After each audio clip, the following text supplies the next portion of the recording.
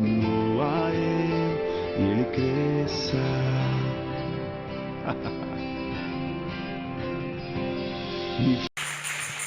Podem se assentar, amados. Hoje nós estamos partindo para a nona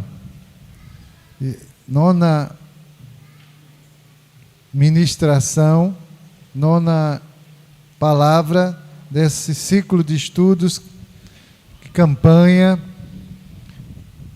movendo o céu e a terra, que é um propósito, né? Sempre que a gente se dispõe a ministrar, a gente procura trazer para a igreja o ensino. Mesmo nos dias de culto evangelístico, nossa proposta ainda se volta para ensino, se volta para aprendizado, para edificação e para crescimento no conhecimento da palavra de Deus. Mas nesses dias de ministração das quartas-feiras, a gente busca que esse ensino tenha uma sequência e tenha um propósito ainda mais aprofundado. Isso para quê? Para que a igreja possa crescer, para que a igreja possa descobrir do Senhor, descobrir da graça de Deus, possa usar essas ferramentas. Quando começamos esse ciclo de estudo, nós falamos sobre a alavanca, né, de Arquimedes, citamos no último estudo passado, que dependendo da ferramenta que você tem, você alcança o propósito. Eu venho de uma área, né, lá nos idos dos anos 2000, eu trabalhava numa área chamada manutenção corretiva e preventiva de equipamentos industriais, mais especificamente das áreas de offshore, de cozinhas offshore. E uma coisa que eu sempre falava era que eu precisava ter as ferramentas certas para consertar os equipamentos. E eu queria sempre investir em ferramenta. Então, se eu via um técnico sacando um rolamento de um motor, e ele estava ali, a gente para sacar um rolamento, colocava fogo de acetileno em cima, depois dava frio com freon para ele dilatar, depois batia com a marreta, batia com a talhadeira. E aí, eu descobri, né, vendo um outro profissional trabalhando em uma empresa, que existia um equipamento chamado saca-polia. O que é que eu fiz? Comprei a ferramenta. E o saca-polia, você colocava ela assim, eram 3 dentes assim, abraçava o rolamento, a gente girava a chave de 13, o rolamento saía. Às vezes, o rolamento quebrava, estava muito incrustado, quebrava. Aí eu voltava para os rudimentos, que era o quê? Fogo de acetileno, freon 11 e pancada. Aí aquele pedaço, a coisa saía, né? Mas era bom ter a ferramenta certa, né? Eu trabalhava com parte elétrica, eu tinha um alicate amperímetro. E aí eu tinha um alicate amperímetro, digital, eu tinha um analógico, porque o digital é bom, mas o analógico é melhor, porque ele mostra de forma analógica, ele é mais raiz, vamos dizer assim. Então eu tinha os equipamentos, eu queria ter os equipamentos. Depois que eu passei para a área de informática, também busquei ter os equipamentos. Busco ter bons equipamentos para trabalhar. Eu não tenho tudo o que preciso. Tem muita coisa na área de informática que a gente precisa ter, mas não tem, né? Tem coisa que ficou obsoleta. Tinha um equipamento que até hoje ele é caro, mas se tornou obsoleto, chamado um FLUC. Equipamento que dava certificação. Hoje ninguém mais fala em rede certificada. Mas quem tinha o FLUC era o bicho-papão da parte de informática, né? Então, ter uma boa ferramenta tem bons resultados. Deus nos aparelhou das melhores ferramentas, né? O salmista chega a dizer que você, ou no caso ele, e eu falo você, pode ser uma pena em mão de um habilidoso escritor. Se você é uma boa ferramenta, Deus vai lhe usar de forma poderosa. E existe algo que Deus quer usar todos, para que todos saibam.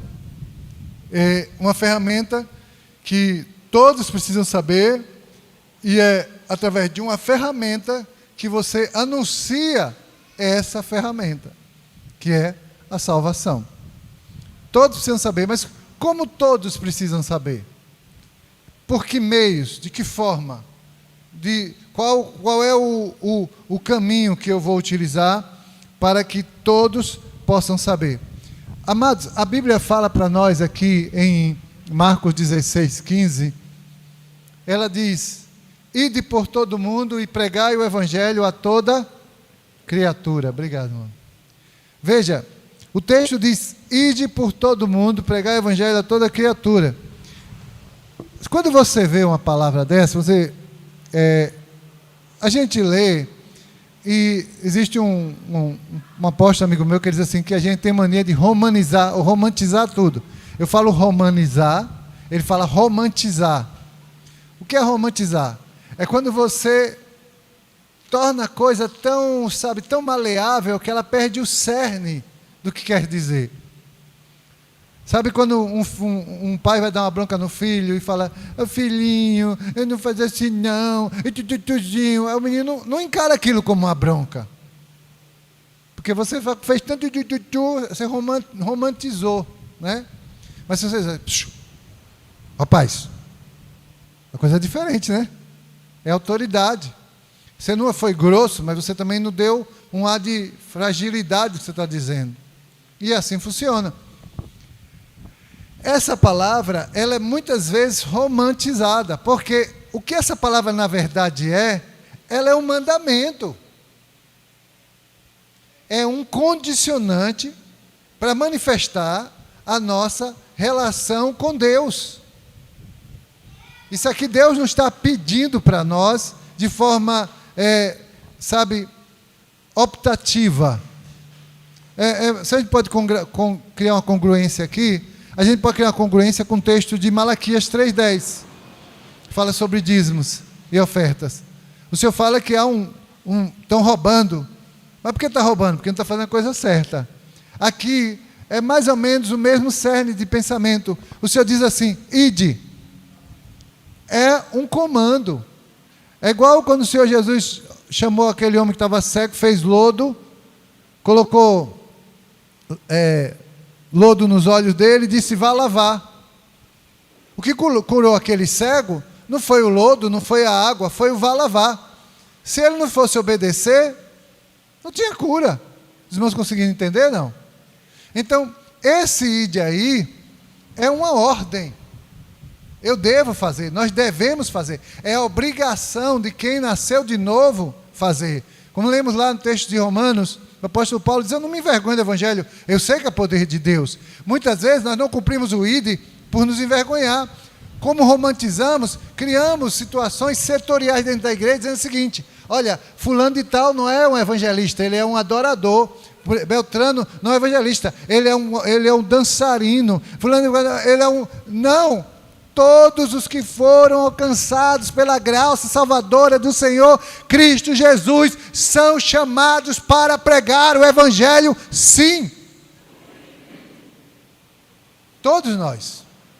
Não tem ninguém que possa se eximir disso, salvo aqueles que romantizam. Jesus, ele veio realizar a obra de redenção. Jesus veio para consumar o acesso para a salvação. Lugares. Aí você encontra, por que um homem desse, ele foi referência? Porque ele tinha consciência de que o que ele pregava tinha que ser pregado em todos os lugares e que teria que ser para todas as nações da terra. Tem que pregar. Outro grande nome, John Wesley. Ele diz assim: vejo o mundo inteiro como o meu rebanho. O homem não pensava pouco não, viu? Vejo o mundo inteiro como o meu rebanho. Com isso, quero dizer que em qualquer parte dele, na qual eu me encontre, sinto que é meu forte dever proclamar a quem estiver disposto a ouvir as alegres novas de salvação. Então, todo lugar eu tenho um rebanho, eu tenho que pregar. Eu lembro uma vez que eu fui para a Rádio Atalaia, fui para um debate sobre a igreja deve ter muita gente ou a igreja deve ter pouca gente. Eu disse, olha, mas a igreja tem que ter muita gente. Não, a igreja não precisa ter muita gente, a igreja precisa de pouca gente, precisa de qualidade, não de quantidade. A igreja precisa de quantidade e a igreja precisa de qualidade. A igreja não pode se eximir de ser grande, de ter muita gente. Se eu pudesse ter 6 cultos no domingo, eu me desgastaria nos 6 cultos. Se nesses 6 cultos apenas um percentual de 20 pessoas fosse fiel como você é, eu não teria problema. Eu queria casa cheia. Mesmo daqueles crentes maré, vem, vai, mas eu queria casa cheia para pregar o evangelho. Porque vai uma hora ele se converte de verdade. E eu defendendo isso na TV, na Rádio Atalaia, falando sobre isso, e era um debate, quem presidiu o debate era o pastor Daniel Fortes, era eu e mais 2 pastores, 4 pessoas na bancada, 2 pastores da Assembleia, estava 2-1, Brasil e Holanda, o Brasil sei lá o quê. Eu estava apanhando feio, porque os pastores da Assembleia, qualidade, quantidade, não importa, é pouca gente, mas com o Espírito de Deus. Eu disse, não precisa ser pouca gente, tem que ser muita gente, e com muita gente, e o Espírito de Deus também. E quando eu estava assim, eu parei um canto assim, cheguei no canto assim, e disse assim, Jesus, eu não vou estar defendendo o Evangelho, não preciso de defesa, não vou estar defendendo o meu ponto de vista, eu vou ficar quieto, se o senhor quiser entrar e me socorrer, tudo bem, senão eu deixo para lá, eu me calo. E aí, naquele tempo, a pessoa ligava para a rádio e falava ao vivo. Aí entrava no híbrido e entrava no ar. E aí ligou uma senhora. Todo mundo que ligava dizia, eu sou com os pastores da Assembleia, a igreja precisa de qualidade, precisa de quantidade, não precisa de quantidade, só precisa de qualidade. E eu tomando pancada. Aí me liga uma senhora. Eu queria dizer que eu concordo com esse pastor que está falando que a igreja precisa de muita gente, de quantidade. Tem que ter quantidade mesmo, não se preocupe com a qualidade, não. Aí não apareceu uma crente para me defender. Inclusive, eu quero dizer que eu sou católica, apostólica romana. Aí pronto, agora eu vou levar uma pancada de vez agora. Aí ela disse assim, sabe por quê? Porque quando Jesus multiplicou os pães e os peixes, ele chamou os 12 dele e disse, dê vocês de comer a eles. Dê vocês comer a eles. Quem tem que ter qualidade, quantidade, está no altar, são os senhores pastores, não são as ovelhas, não. Aí aquele silêncio, as ligações pararam. A gente tem que levar o evangelho ao mundo. A decisão de aceitar Jesus não é a gente pegar pela força no pescoço, a pessoa que aceita ou não. Porque uma coisa que a gente não vai ter certeza nunca é que errou o caminho. Não. Se houver o farol do Evangelho, ninguém erra o caminho. Porque no meio das trevas se viu grande luz. Então, nessa fala de John Wesley, ele diz, o mundo inteiro eu vejo com o meu rebanho. Porque tem muita gente para ouvir. Às vezes, né, eu ouço os relatos da minha esposa, o evangelismo dela é no Uber. Quem caiu na chamada de celular dela, ela vai evangelizando do começo ao fim. Quantas vezes a gente está no Uber, né, e vem calado? Eu muitas vezes pego o Uber e falo de tudo, falo do jogo, falo de Bolsonaro, eu não falo de Jesus. Depois a mente fica pesada. Né? Então a gente tem lugares para evangelizar, a gente tem condições de evangelizar, a gente só se nega. Só nos negamos a evangelizar. Às vezes evangelizar é uma coisa bem mais simples do que a gente pensa.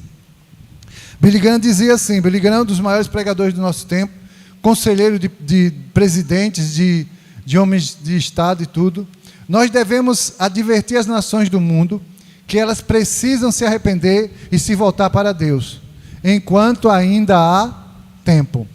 Nós também devemos proclamar que há perdão e paz em conhecer Jesus Cristo como Salvador e Senhor. Veja, a fala de Billy Graham, ele viveu isso aí. Esse homem sem criar conchavos, sem criar dificuldades, esse homem entrou na cortina de ferro, ele foi o único pregador protestante que entrou na cortina de ferro e pregou lá dentro.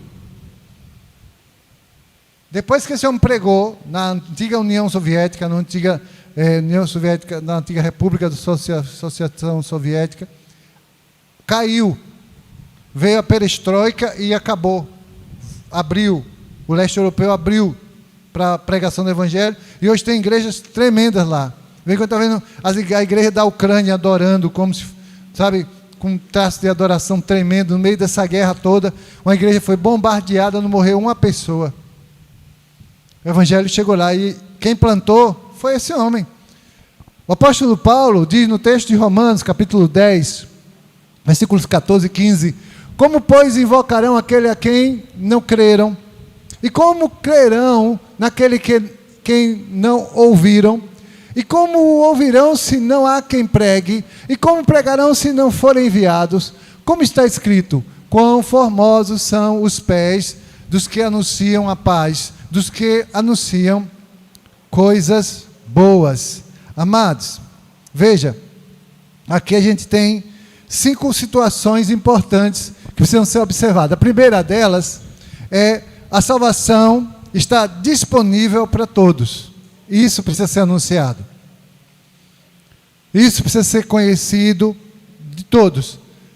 Precisa fazer conhecer. Olha, todos têm a possibilidade de serem salvos. Mas, se eu anuncio isso, para as pessoas saberem isso, elas precisam passar a crer. Porque se elas não crerem, elas não vão invocar.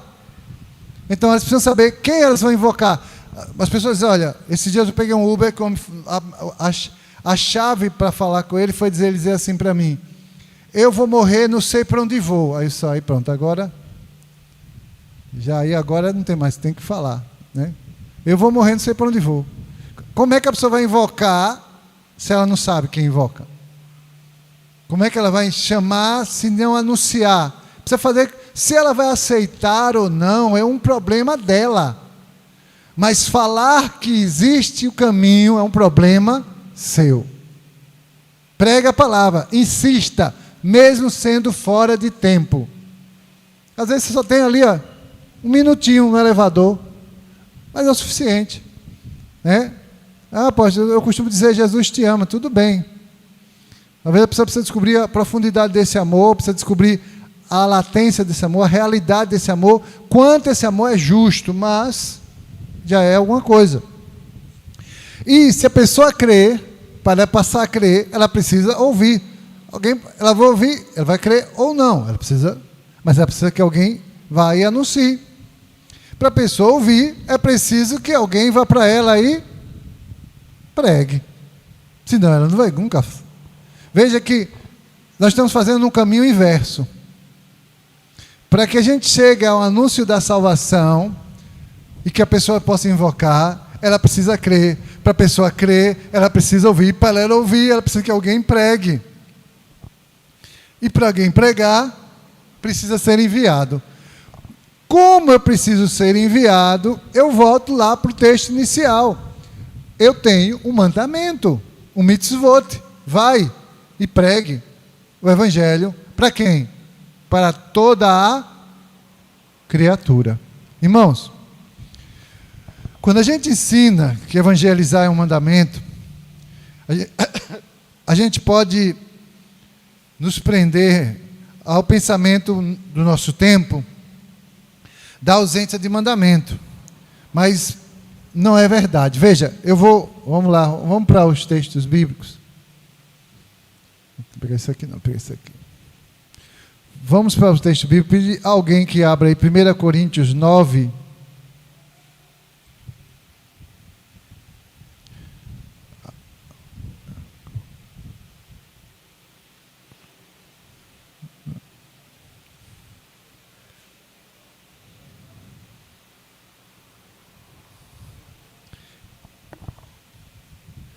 Eu acho que é 9 e 10, mas eu não anotei o versículo certo não, peraí.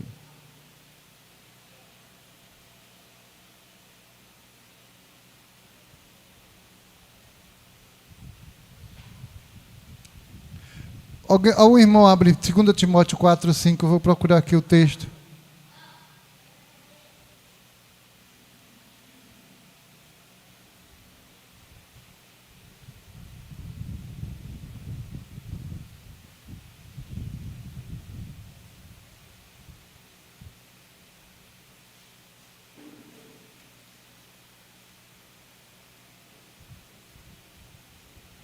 Pode ler, irmão.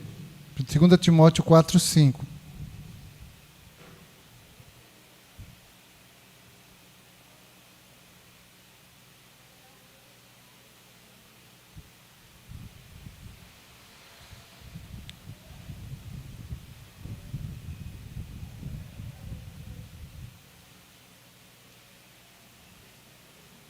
Cadê o microfone?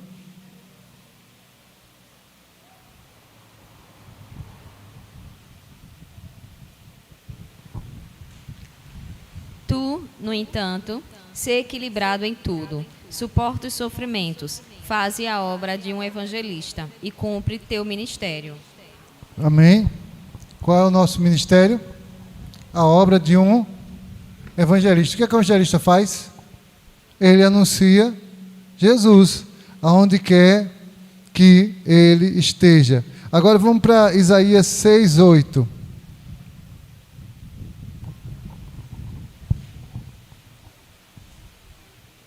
Em seguida ouvi o Senhor dizer: quem é que vou enviar? Quem será o nosso mensageiro? Então respondi: aqui estou, envia-me a mim. Amém? É o texto de Isaías. Isaías capítulo 6 diz: a quem eu vou enviar? Isaías diz: Renei-me, estou disponível, né? Eu estou disponível para que o Senhor me envie. Eu estou aqui. A gente tem que dar essa chamada, essa resposta também para o Senhor, né? O que você tem feito? Você tem respondido como ao Senhor? Agora eu vou ler 1 Coríntios 9,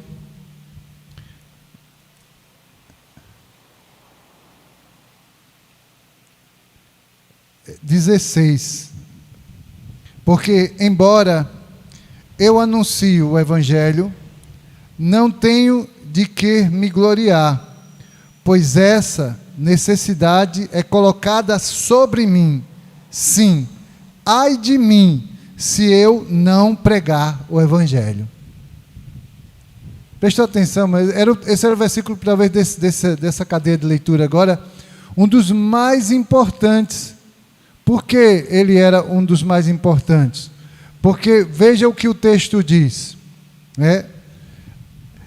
É imposto sobre mim, embora eu anuncie o Evangelho, não tenho do que me gloriar, ou seja, eu não faço isso para a glória humana, não tenho por que me gloriar, pois essa é necessidade colocada sobre mim, é algo necessário que foi a mim imposto, é um mitzvot. E aí ele utiliza aqui uma expressão que na Bíblia tem um peso gigante, o ai. Em Isaías, em Apocalipse, ai é uma coisa extremamente pesada. Aí, apóstolo, não, esse ai aí é um ai que denota uma outra coisa. Não, irmão, na Bíblia nenhuma palavra é fora de contexto. Ela tem um peso específico quando ela é apresentada. E ai é assim, é o tipo de expressão que atrai um peso condenatório muito grande. Peso condenatório muito grande. Ai de mim. Veja que o apóstolo Paulo diz: ai de mim, se não pregar o Evangelho. E quantos de nós negligenciamos isso? Quantos de nós deixamos para lá? Não está na hora, outra hora talvez.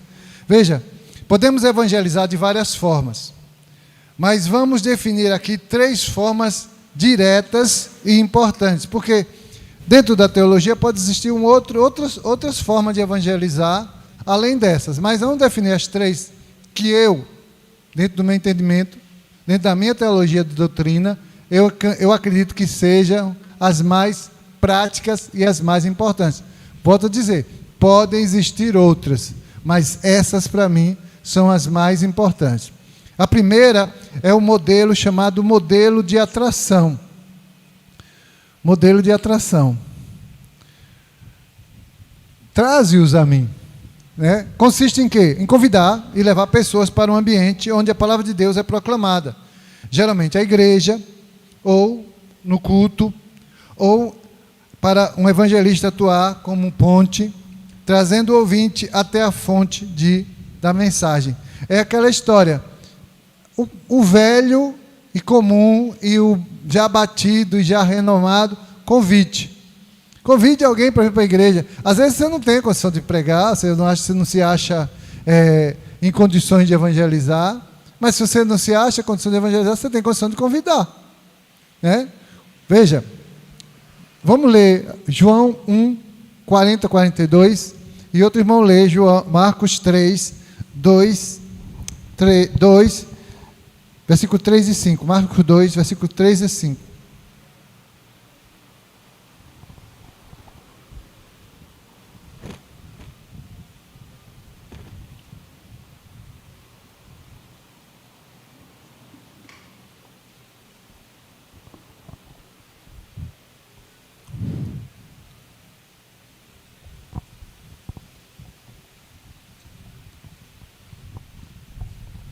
André, irmão de Simão Pedro, era um dos dois que ouviram o que João tinha dito e perseguiram Jesus.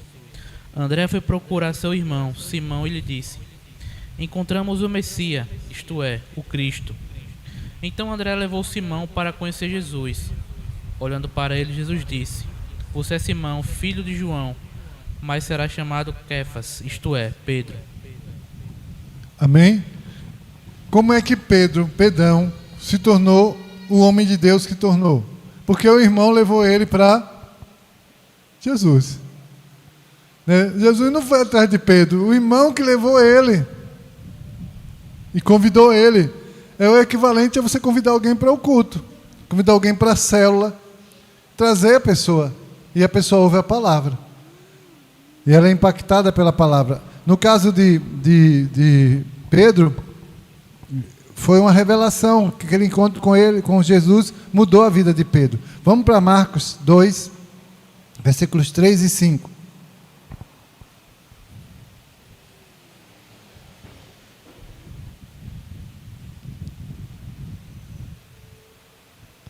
Vieram trazer-lhe um paralítico carregado por 4 homens. Não conseguindo levá-lo até Jesus por causa da multidão, removeram parte da cobertura sobre o lugar onde estava Jesus, e por essa abertura no teto baixaram a maca, o qual se achava deitado paralítico. Observando a fé que eles demonstravam, declarou Jesus ao paralítico: filho, estão perdoados de ti os pecados. Amém? Olha só, eles levaram o amigo a Jesus. Eles enfrentaram as dificuldades, os problemas, né? E levaram o amigo a Jesus. Então, é uma forma de evangelização. A segunda forma de evangelização é o modelo de anúncio pessoal. É aquela relação você e a pessoa que precisa ouvir o evangelho, né? O evangelista, você vai até a pessoa no seu dia a dia, no trabalho, na rua, em casa. A abordagem é individual, feita face to face, fora do ambiente religioso formal, ou seja, não é que ela veio à igreja, que você pegou o Uber, que você pegou o ônibus, você está no ponto do ônibus, você está na fila do açougue, você está em um lugar onde você tem um minutinho ali para anunciar Jesus. E você fala de Jesus para aquela pessoa, porque você teve um momento com aquela pessoa, né? Atos dos Apóstolos, capítulo 8, versículo 26 a 39, e João, capítulo 4, versículos 7 a 30. São muitos versículos, então é bom que seja uma pessoa que leia com uma certa velocidade, né? Atos 8,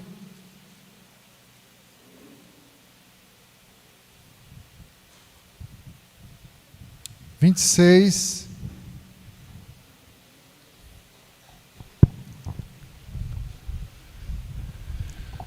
Um anjo do Senhor disse a Filipe: vá para o sul, para a estrada do deserto que liga Jerusalém a Gaza.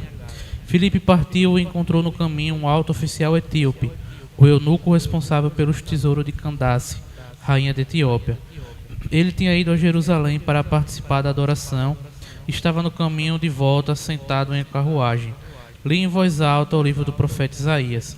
Então o Espírito do Senhor disse a Filipe: aproxime-se e acompanhe a carruagem.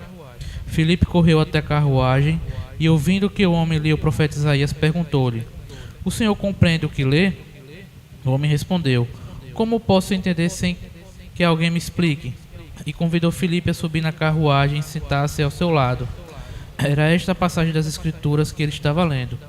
Ele foi levado como ovelha para o matadouro, como cordeiro mudo diante dos tosqueadores. Não abriu a boca. Foi humilhado e a justiça lhe foi negada. Quem podes falar de seus descendentes? Pois sua vida foi tirada da terra.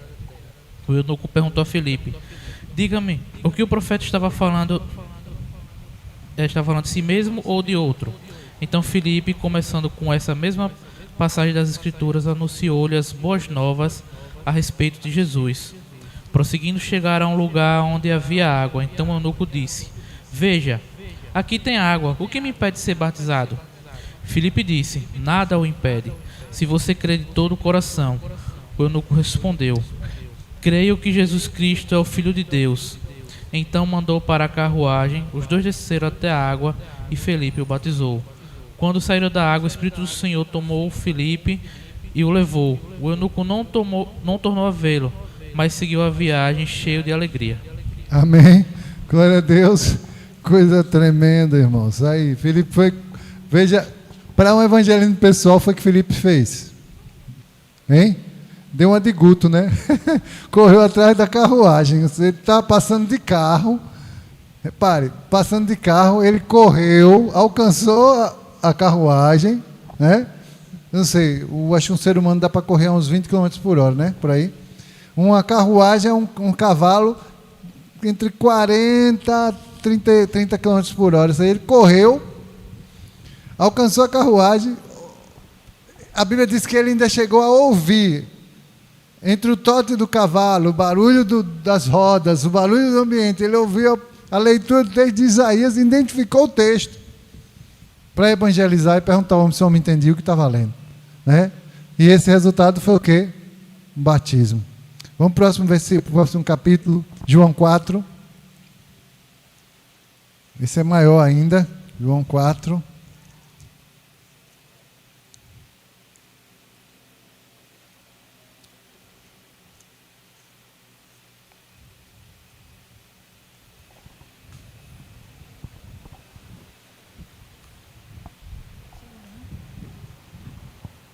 Nisso veio uma mulher samaritana tirar água.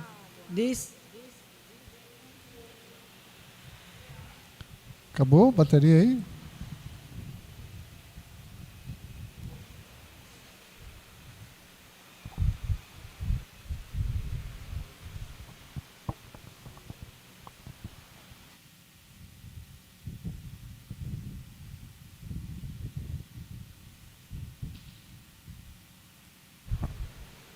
Nisso veio uma mulher samaritana tirar água. Disse-lhe Jesus: Dê-me um pouco de água. Os seus discípulos tinham ido à cidade comprar comida. A mulher samaritana lhe perguntou: Como o Senhor, sendo judeu, pede a mim, uma samaritana, água para beber? Pois os judeus não se dão bem com os samaritanos.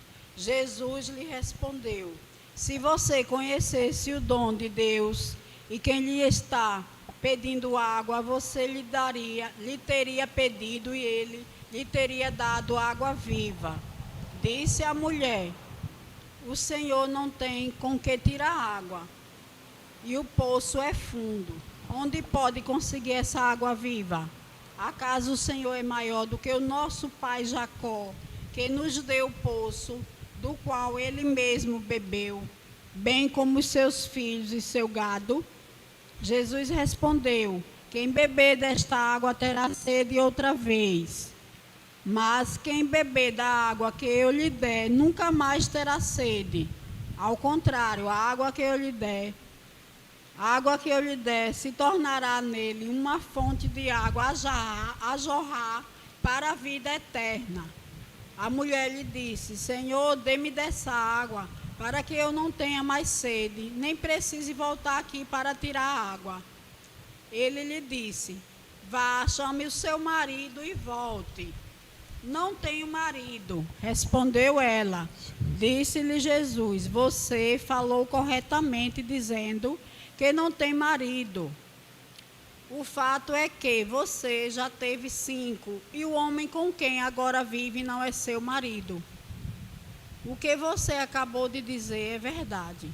Disse a mulher: Senhor, vejo que é profeta. Nossos antepassados adoraram neste monte, mas vocês, judeus, dizem que Jerusalém é o lugar onde se deve adorar. Jesus declarou: creia em mim, mulher. Está próxima a hora em que vocês não adorarão o Pai, nem neste monte, nem em Jerusalém. Vocês, samaritanos, adoram o que não conhecem. Nós adoramos o que conhecemos, pois a salvação vem dos judeus. No entanto, está chegando a hora, e de fato já chegou, em que os verdadeiros adoradores adorarão o Pai em espírito e em verdade. São estes os adoradores que Amém. o Pai procura. Tá bom ter, irmão. Tá bom ter. Esse texto mostra Jesus evangelizando individualmente. Ele levando essa mulher, trazendo revelação, trazendo palavra, trazendo conhecimento. Ele falando com essa mulher de forma individual. E o resultado foi que ele ganhou essa mulher. E depois que ele ganhou essa mulher foi e ganhou toda a vila dela, né? Um evangelismo que multiplica. A terceira forma é a evangelização pública. Essa é aquela mais popular, né? Esses dias eu estava em casa confabulando. Aí eu disse: rapaz, eu vou ver uma forma da gente voltar aos evangelismos de antigamente. E montar um som, tocar um louvor, depois pregar a palavra nas praças, né? Voltar aquele evangelismo de antigamente, de anunciar na rua, né? Porque era uma forma também de despertar. A gente eu que era jovem na época, era de encarar os meus medos, né?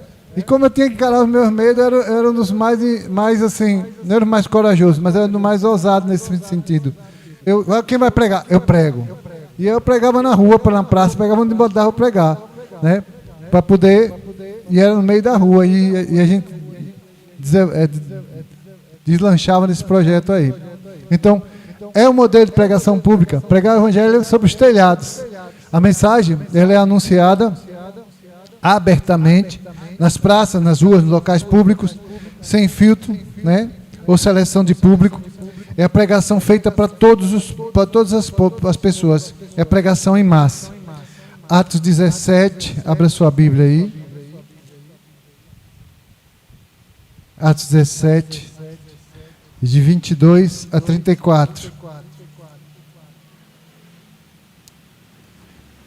Então Paulo ficou de pé no meio do aerópago e disse: homem de Atena, eu percebo que em todas as coisas vocês são supersticiosos, pois eu, passando e vendo vossa devoção, encontrei um altar no qual estava escrito: para o Deus desconhecido. Este, portanto, é o qual reverenciais sem conhecer, é o que vos declaro. Deus que fez o mundo e todas as coisas que nele há, visto que ele é o Senhor do céu e da terra, e não habita em templos feitos por mãos humanas. Esse texto, Paulo está pregando no lugar mais improvável. Ele está pregando no aerópago ateniense. Ele viu a superstição dos gregos. Eles colocaram ao Deus desconhecido. Não era o Deus de Israel. Ninguém pensa que era para Adonai aquilo ali. Era o seguinte: nós não sabemos se existe algum Deus que a gente esteja ofendendo por não fazer menção a ele. Para a gente não ficar devendo a Deus nenhum, o que a gente faz? Vamos colocar aqui, ao Deus desconhecido. Então aqui envolve todos. E Paulo pegou aquilo para pregar o evangelho ali no aerópago. Marcos 1:38. Abra sua Bíblia.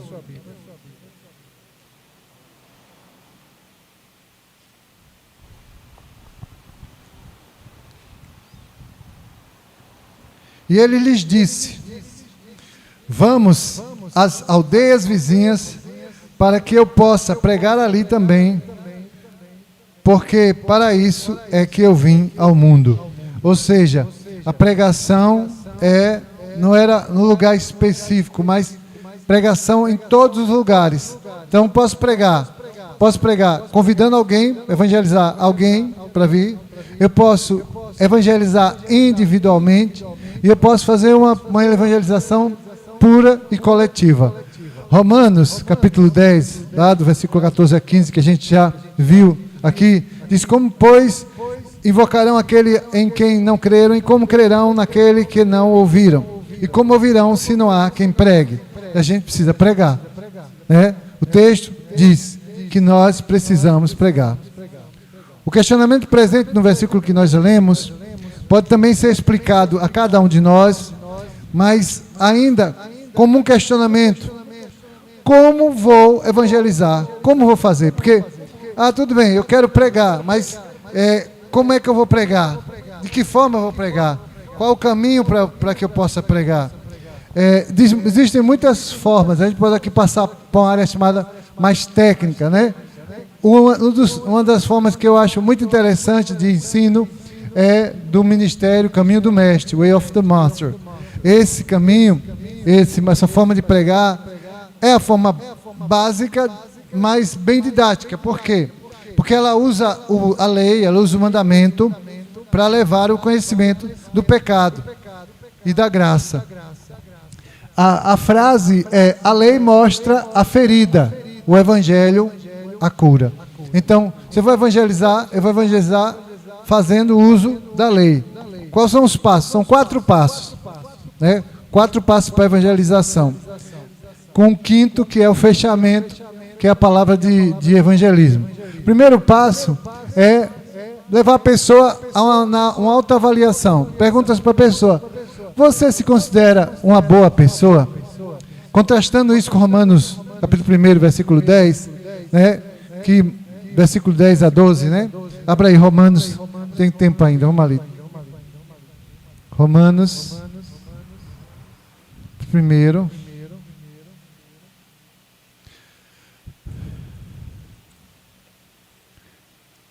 versículo 10 ao versículo 12. Rogando de que, de algum modo, seja possível, agora, por fim, ter uma próspera viagem. Romanos 3, perdão, irmão. 3, perdão. Romanos 3, 10. Como está escrito: não há nenhum justo, nenhum sequer. Não há ninguém que entenda, não há ninguém que busque a Deus. Todos se desviaram do caminho e juntamente se tornaram inúteis. Não há quem faça o bem, e não há um só. Então, quando você apresenta o texto, ou pergunta: você é uma boa pessoa? E contrasta com esse texto de Romanos 3, 10, 12, a pessoa faz uma avaliação. E às vezes a pessoa diz: eu sou uma boa pessoa, na ordem de pobres, eu sou até um bonzinho, e vai, né? Aí você vai para o segundo passo. Contrastar ela com o Êxodo 20, né? Você já mentiu? Você já roubou alguma coisa? Você já desejou? 99,9%, contando Jesus na história, que não conta, mas já cometeu grande maioria desses pecados aí. Então a pessoa, quando ela decide ser uma pessoa boa, mas você já mentiu, a Bíblia diz que quem mentiu está condenado. Aí você vai para o terceiro passo.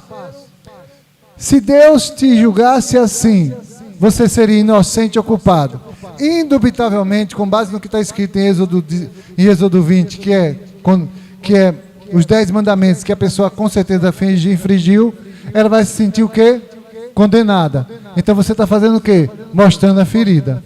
Quando você mostra a ferida, você vai até o final. Agora é a parte que vai doer. Se você é condenado, qual é o destino do que está condenado? Céu ou inferno? Inferno. E a pessoa vai ser condenada. Mas você pode ter uma saída. Qual é a saída? Aí vai para o passo 5, que é salvação é igual fé mais arrependimento. Fé em quem? Em Cristo. Arrependimento é a porta. Anunciar Jesus. Se usar esse caminho, o caminho do Mestre, por isso o nome é caminho do Mestre, você vai levar a pessoa a Cristo. São passos simples, mas são inquestionáveis. Irmão, a gente que vai evangelizar, muitas vezes, a gente não tem isso em mente. Às vezes a gente evangeliza sem um propósito, sem um norte. Mas toda vez que você for evangelizar alguém, Coloque versículos práticos, coloque propósito claro, coloque a revelação do Evangelho e, acima de tudo isso, coloque um peso de oração e jejum. E deixe que Deus vai fazer. Enquanto você estiver trabalhando aqui na terra, Ele vai mover o céu para que o seu Evangelho alcance a vida das pessoas que estão à sua volta. Eu posso ouvir amém? Vamos nos colocar de pé para orar.